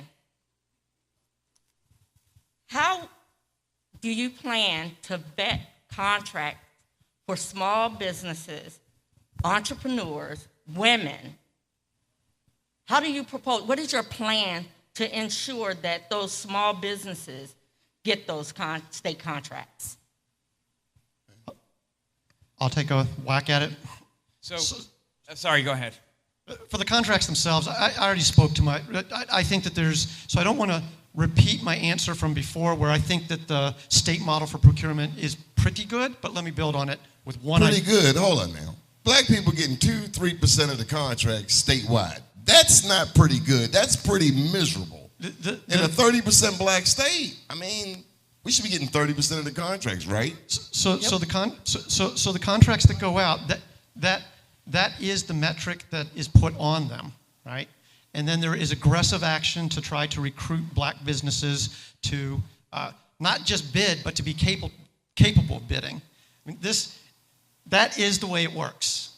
My idea for making it work better, we can have a difference of opinion, that's fine, right?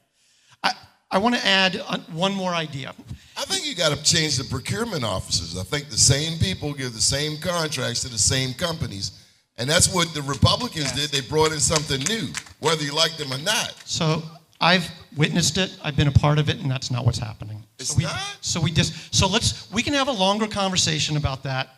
The idea that I would have about the businesses, what's one more idea? When you're trying to start up a small business especially, you've got your idea, you probably have some money, you probably need some help with that.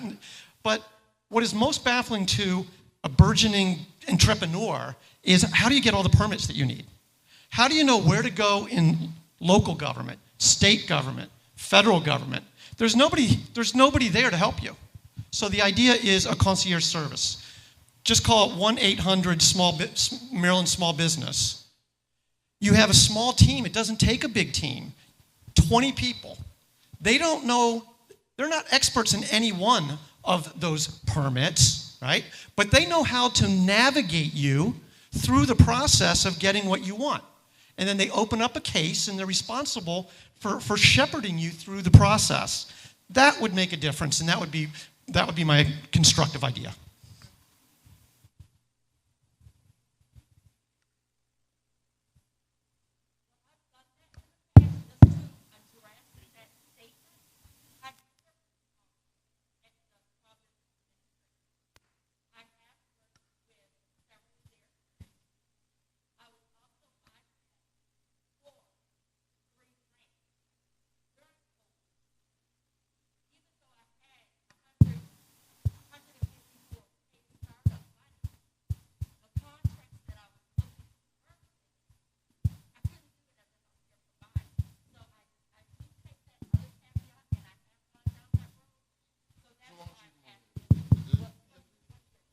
So the numbers support what you're saying. It's not just you, it's many others.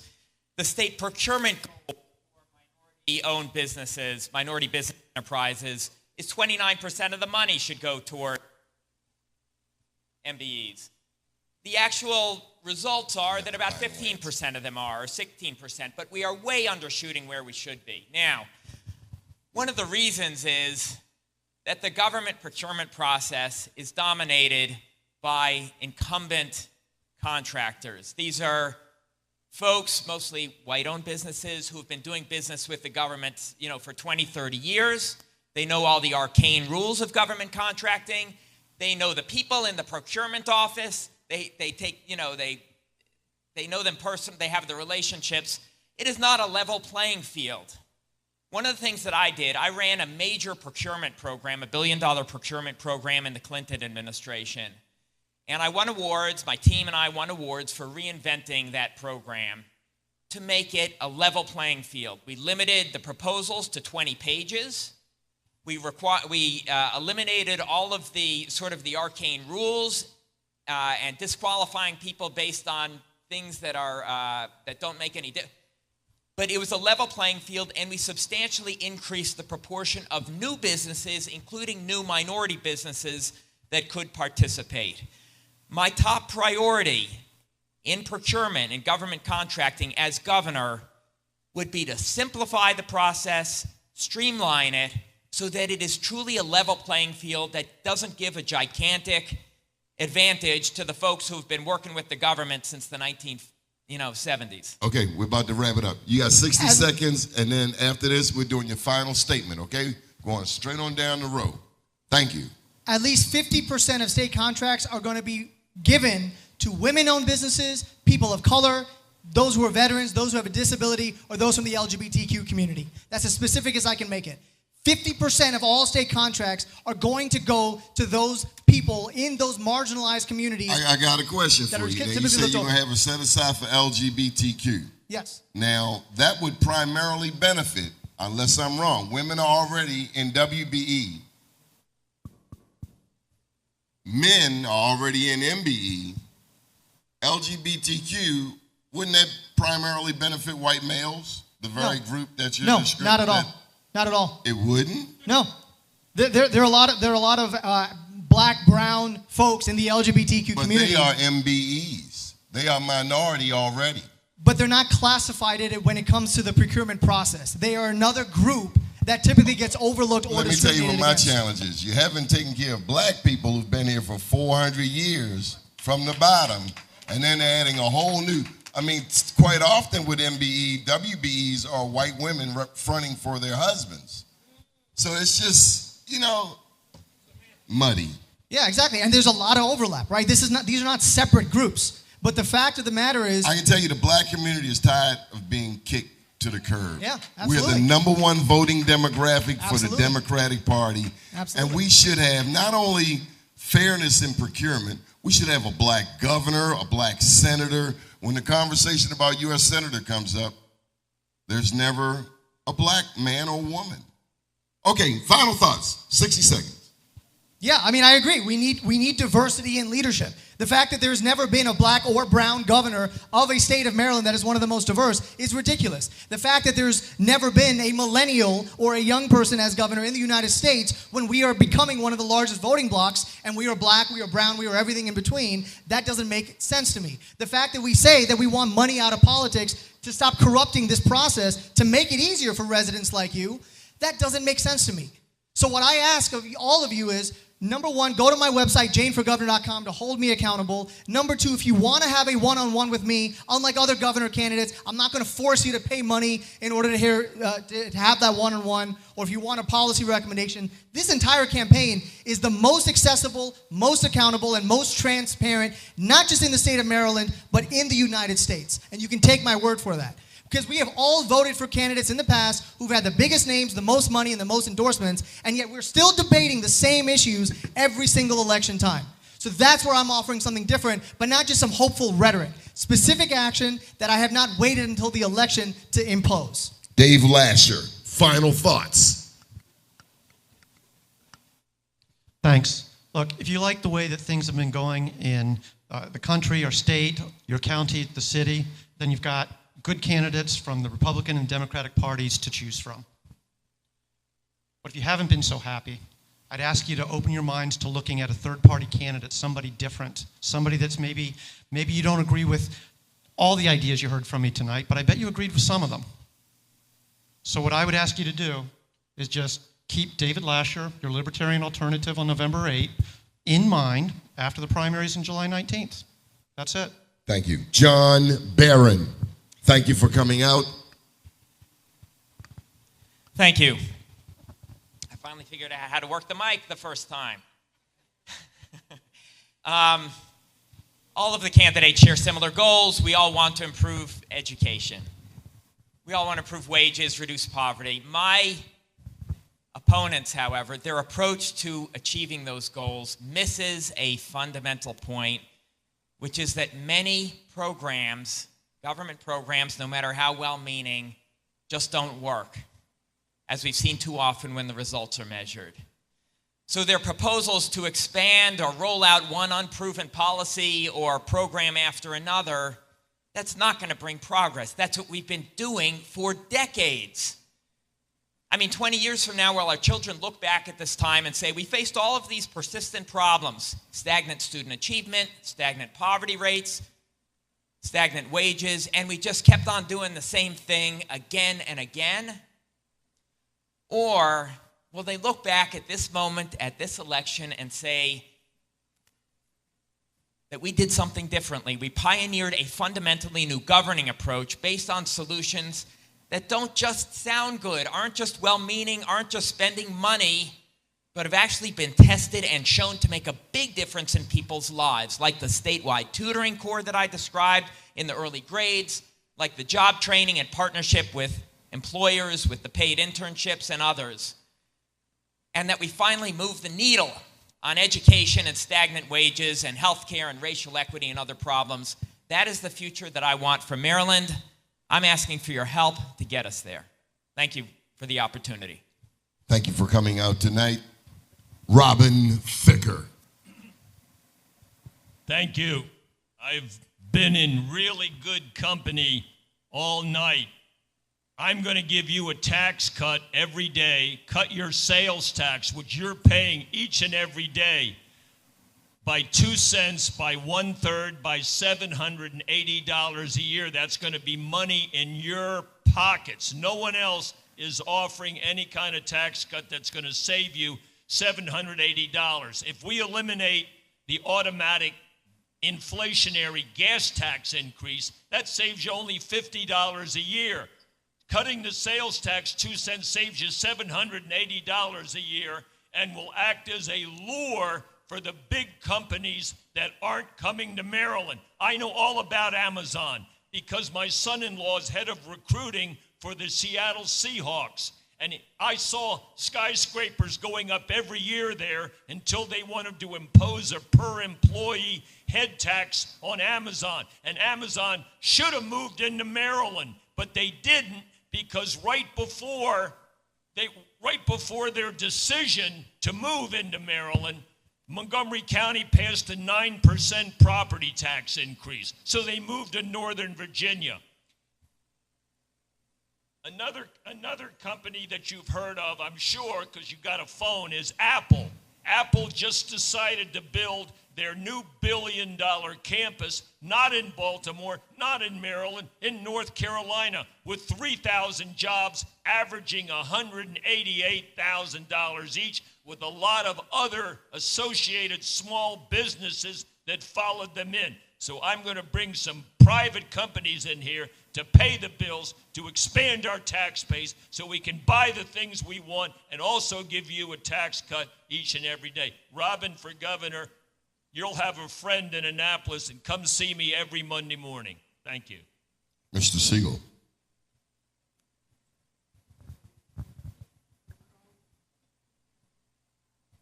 Am I on? Okay. I've been urging you to think historically. I believe that where we are is on the eve of the third phase of the American experiment.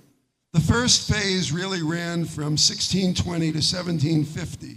It was a religious-based American experiment that, in terms of social relations, was rooted in the family. We then moved to industrialization and market system, everyone on their own. The benefit of that was that it helped us overcome scarcity. So we produced this enormous abundance. But there are problems with everybody on their own. There are social pathologies. And most of what we talk about in these debates are the social pathologies of the socioeconomic features of the second phase. And I'm talking now about moving to a third phase, and it's not overthrowing capitalism, it's shrinking capitalism to have it be a sector in our lives like the nonprofit sector, and to reduce our involvement in it to basically 3 or at most 4 days a week, in which we'll earn enough money to meet our needs, we'll all have a right to a job, our needs will be met on those jobs, and we'll have the rest of our time, in fact, to do the things in life that really matter. And so that's what Bread and Roses socialism is about. And there are policies, reasonable policies, that can move us into that third phase. And that's the way I differ from everybody else, because everybody else is within that second phase and thinking that we can somehow perfect it. Actually, the second phase has run out of gas. We're not going to perfect it. We've got to move to something qualitatively different and qualitatively higher. Thank you.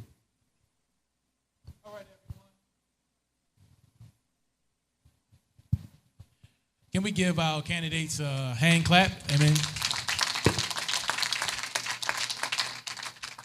I want to thank each and every one of you for coming out tonight to our town hall. We are grateful to the candidates that not only confirmed their attendance, but actually showed up. And we want to thank, can we give them a hand clap? We also want to acknowledge a candidate who could not be here due to religious reasons, candidate Ralph Jaffe.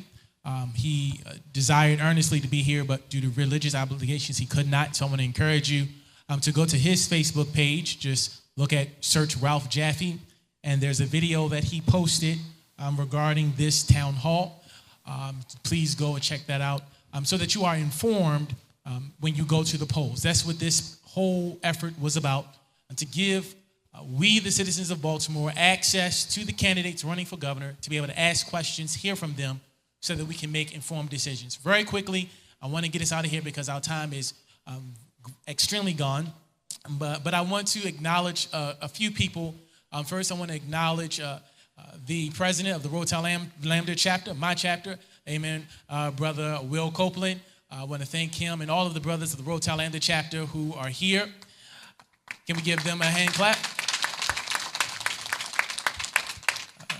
I want to also thank, and due to the brevity of time, I won't be able to go through all of the acknowledgments, but they will be on the screen. I want to thank the Alpha Kappa Alpha Sorority Incorporated, the Rho Xi Omega chapter. And I want to thank their president, our soror, Robin Ott, for helping and to ensure that this event took place. I also want to thank the wonderful ladies of Sigma Gamma Rho Sorority Incorporated, the Alpha Alpha Sigma chapter. And I want to thank their soror, Nashana Kess, who was very instrumental in making sure that the effort to bring forth this town hall was a success. I also want to thank the Monumental City Bar Association, of which I'm a member. And I want to thank our president. Yes. I want to thank our president, Esquire Sakina Tillman. And I also want to thank my co-chair of the Social Justice Committee, Attorney Malcolm Ruff, for their efforts in helping make this town hall a success. And finally, I want to thank, as a sponsor of this event, the Monument of the Ministers Conference of Baltimore and Vicinity, and Bishop Reginald Kennedy, who is the president of that organization. Amen. Can we give God praise for the Ministers Conference and for all of their efforts in making this event a special event. I want to thank our moderator who came and did a wonderful job. Can we give Mr. Glover a strong hand clap?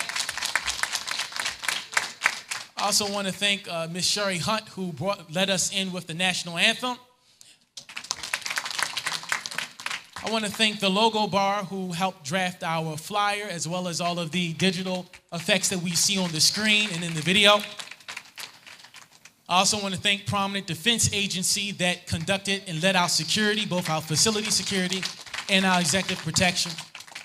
And finally, I want to thank the members and the staff of the greatest church this side of heaven, the Zion Baptist Church of Christ. This could not have happened without you. God bless you. We thank each and every one of you. Please make sure that you do your research, that you take what you've learned, that you continue to do your due diligence, and go out and vote. God bless you, and we'll see you at the polls.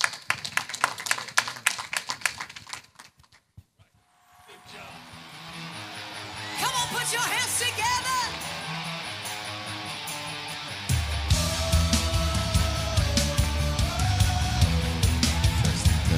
Testing.